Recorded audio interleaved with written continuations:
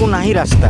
ସ୍ୱାଧୀନତାର 75ତମ ବର୍ଷ ପରେ ବି ମୁଖ୍ୟମନ୍ତ୍ରୀଙ୍କ ନିଜ ଜିଲ୍ଲାରେ ଏପରି ଏକ ଗାଁ ଅଛି ଯେଉଁ ଗାଁକୁ ରାସ୍ତା ଖଣ୍ଡିଏ ନାହିଁ। ଅସରାଏ ବର୍ଷା ହେଲେ ଏହି ରାସ୍ତାରେ ଗାଡ଼ି ତ ଦୂରର କଥା, ପାଦରେ ଚାଲି ଚାଲି ମଧ୍ୟ ଯାଇ ହେଉନାହିଁ। ଆମେ କହୁଛୁ କେନ୍ଦୁଝର ଜିଲ୍ଲା ଆନନ୍ଦପୁର ବ୍ଲକ ଅନ୍ତର୍ଗତ କୋଡ଼ପଡ଼ା ଗ୍ରାମ ପଞ୍ଚାୟତର ଗୋଳାବନ୍ଧ ଗାଁରେ ଏହି ଗ୍ରାମର ଅଧିବାସୀ ପ୍ରାୟତଃ ଆଦିବାସୀ। ସବୁଠାରୁ ଦୁଃଖର କଥା, ବିଗତ 28 ବର୍ଷର ସରକାରଙ୍କ ବିକାଶ ତାଲିକାରେ ଏହି ରାସ୍ତାଟିର ନାମ ଯୋଡ଼ି ହୋଇପାରିଲା ନାହିଁ। ଖାଲି ଏତିକି ନୁହେଁ, ଗ୍ରାମର ଲାଗିଥିବା ପାଖାପାଖି 10ରୁ ଉର୍ଦ୍ଧ୍ୱ ବିଦ୍ୟୁତ୍ ଖୁଣ୍ଟିରେ ବଲ୍ବ ଗୁଡ଼ିକ ଲାଗିଛି ସତ, 1 ବର୍ଷଠୁ ଉର୍ଦ୍ଧ୍ୱ ସମୟ ହେଲା ଏହା ଜଳୁନଥିବା ଗ୍ରାମବାସୀ ଅଭିଯୋଗ କରିଛନ୍ତି। ତେବେ ଏ ସମ୍ପର୍କରେ ଆନନ୍ଦପୁର ବ୍ଲକ ଅଧିକାରୀ ମନୋଜ କୁମାର ମହାନ୍ତ ଏହି ରାସ୍ତା ନିର୍ମାଣ ପାଇଁ ସମସ୍ତ ପ୍ରକାର ପ୍ରକ୍ରିୟା ଶେଷ ପର୍ଯ୍ୟାୟରେ ପହଞ୍ଚିଛି ଓ ଖୁବ୍ ଶୀଘ୍ର ଏହାର କାମ କାର୍ଯ୍ୟ କରାଯିବ ବୋଲି ସୂଚନା ମଧ୍ୟ ଦେଇଛନ୍ତି। ତେବେ କେବେ ଏହି ରାସ୍ତା କାମ ସରିବ, ଲୋକଙ୍କ ଦୁଃଖ ଦୂର ହେବ, ତାହାକୁ ଅପେକ୍ଷା କରିଛନ୍ତି ଗ୍ରାମବାସୀ। ପଞ୍ଚାୟତ ଗୋଳାବନ୍ଧରୁ କହୁଛି। କଣ ଏଇ କେତେ ବର୍ଷ ହେଲା ଏମିତି ଲାଇନ ଅସୁବିଧା ହେଇକି କେତେଟା? 1 ବର୍ଷ ପରେ ହେଇଗଲାଣି। ଆମ ଗାଁରେ ଯୋଉ ଷ୍ଟ୍ରିଟ୍ ଲାଇଟ୍ ଲାଗିଛି, ସରପଞ୍ଚକୁ ଖୋସାମତ କଲେ ବି ହବନି, ନାୟବ ସରପଞ୍ଚକୁ ଖୋସାମତ କଲେ, ଏମିତି ବିଡିଓ ପାଖକୁ ବି ଯାଇକି ମିଟ୍ କରିଛୁ। ବିଡିଓ କହିଲେ ହଉ ଲାଇଟ୍ ବ୍ୟବସ୍ଥା କରିବା ସରପଞ୍ଚକୁ କହିକି, ଆଉ କହିଲା ବେଳକୁ ସେମାନେ କହୁଛନ୍ତି ହଁ ସବୁ ପଞ୍ଚାୟତ କାମ ଚାଲିଛି ଆଉ ଦିଆହବ ଲାଇଟ୍। 1 ବର୍ଷ ଏବେ ହେଇଗଲାଣି। କେତୋଟି ଲାଇଟ୍ ଏମିତି ଅନ୍ଧାର ହେଇକି ଅଛି? ସବୁ ଲାଇଟ୍ ତ ଜଳୁନି ଗୋଟେ ବି। ପାଖାପାଖି କେତେଟା ହବ?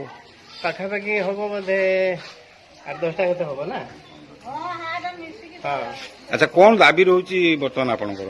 ଆଉ ଲାଇଟ୍ ବ୍ୟବସ୍ଥା ସରପଞ୍ଚ କଣ ଏ ବାବଦରେ କହୁଛନ୍ତି? ସରପଞ୍ଚ କହିଲା ବେଳକୁ କହୁଛନ୍ତି ହଁ ବ୍ୟବସ୍ଥା କରାଯିବ, ନହେଲେ ନିଜେ ମିସ୍ତ୍ରୀ ଆଣିକି ଦେଖାଦୁ, ନହେଲେ ଆମେ ଖର୍ଚ୍ଚଟା ଦେଇଦେବୁ। ବିଡିଓ କଣ କହିଲେ? ବିଡିଓ ବି କହିଲେ ହଁ ସେ ବାବଦରେ ସରପଞ୍ଚଙ୍କ ସହିତ କଥା ହଉଛୁ, କିନ୍ତୁ କିଛି ହେଲାନି। କିଛି ହେଇନି। ଆପଣ ଦେଖୁଛନ୍ତି, ନିଜେ ତ ଆସନ୍ତି ମିଡିଆ ବାଲା, ଆପଣ ଦେଖନ୍ତୁ କଣ ହେଇଛି ନ ନାହିଁ। ଭସାଣି ଯେତେବେଳେ ଭାଲୁକୁଣି ଭସାଣି ହେଲା ସେତେବେଳେ ପୋଖରୀ ପାଖରେ ଗୋଟେ ଲାଇଟ୍ ମାତ୍ର ଲାଗିଛି, ତାପରେ ଶେଷ। ହଉ, ଧନ୍ୟବାଦ। ସୁଶାସନ ନାୟକ, ଘର ଗୋଳାବନ୍ଧ। ଏଇ ଗୋଳାବନ୍ଧ ଯୋଉ ଆମ କରଞ୍ଜିଆ ମୁଖ୍ୟ ରାସ୍ତାରୁ ଏଇ ରାସ୍ତା ଅବସ୍ଥା କେତେ ଦିନ ଏମିତି ହେଇକି ଅଛି, କଣ ଟିକେ ସମସ୍ୟା କହିଲେ ଲୋକ?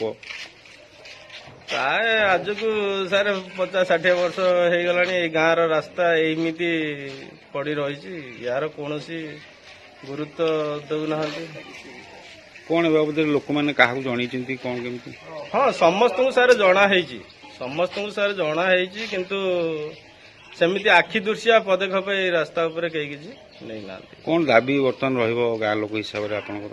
ଯାହାହେଲେ ବି ମୋର ଦାବି ରହିବ ଯେ ଗାଁ ରାସ୍ତାଟା କେମିତି ଟିକେ ଯଦି ଭଲ ହେଇପାରନ୍ତା, ସମସ୍ତେ ଟିକେ ଶାନ୍ତିରେ ଯା ଆସ କରିପାରନ୍ତେ, ଯାହା ଫଳରେ କି ଆମର ଏଠି ମେଡିକାଲ, ସ୍କୁଲ, ଛୋଟ ପିଲାମାନେ ଯାଇପାରୁନାହାନ୍ତି କି ମେଡିକାଲ ଗୋଟେ ଆମ୍ବୁଲାନ୍ସ ଆମ ଗାଁକୁ ଆସିପାରୁନାହିଁ। ଏଇ ଅସୁବିଧାରେ ପ୍ରାୟ ଆମେ ସବୁଦିନ ହିଁ ସମ୍ମୁଖୀନ ହଉଛୁ। ଘର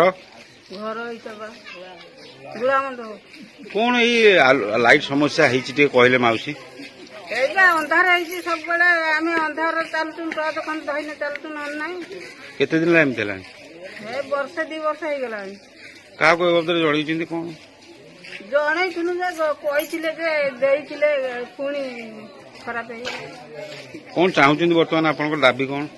ଆସିବ ଯଦି ଆଲୁଅ ଆସିବ, ଆଉ କଣ ଚାହିଁବୁ। ଧନ୍ୟବାଦ।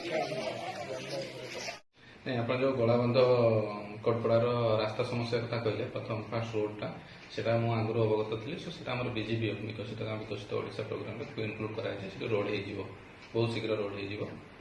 ଅଲରେଡ଼ି ସବୁ ଜିନିଷ ତା ପାଇଁ ଯେଉଁ ଆମର ଥିଲା ସେ ସବୁ କମ୍ପ୍ଲିଟେଡ୍ ହେଇଯାଇଛି, ପ୍ରିଲିମିନାରୀ ମ୍ୟାଣ୍ଡେଟୋରୀ ଜିନିଷ।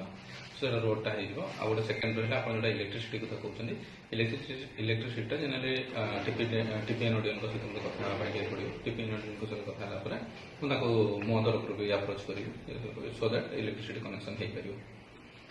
କେନ୍ଦୁଝରରୁ ଗଗନ ବିହାର ଦାସଙ୍କ ରିପୋର୍ଟ, G9 ଓଡ଼ିଆ।